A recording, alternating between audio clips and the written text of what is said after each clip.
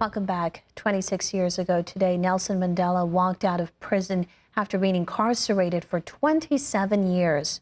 One America's Cameron Kramer has a full story, Mandela's release, and the accomplishments that he achieved as a free man.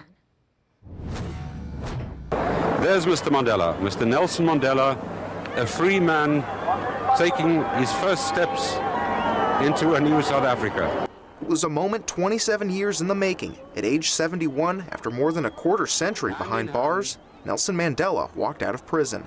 Decades earlier, Mandela was a lawyer and in 1952 became a deputy national president of the African National Congress, running on a platform of nonviolent resistance to the apartheid-era South African government. However, in the wake of a massacre in 1960, Mandela co-founded a militant group with the goal of sabotaging the government. For this, he was arrested in 1962, convicted of conspiracy to overthrow the state, and sentenced to life in prison. For his first 18 years behind bars, Mandela was confined to a small cell that lacked a bed or plumbing at Robben Island Prison. Early on, he was forced to do hard labor in a quarry and could only write and receive a single letter once every 6 months.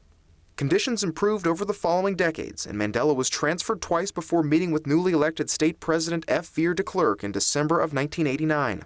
A little over a month later, Mandela was freed. On this day in 1990, he walked out holding the hand of his wife. Mandela then rose a clenched fist, showing his determination to end apartheid. 4 years after these iconic images, Mandela would become the first black president of South Africa. He served a single 5-year term as president and stepped down to focus on charity work. Mandela died on December 5, 2013 at the age of 95. Today, a more than 27-foot-tall statue of the former president stands on the grounds of the Union Buildings in Pretoria, a fitting tribute to the man who was released after 27 years in prison on this day in 1990.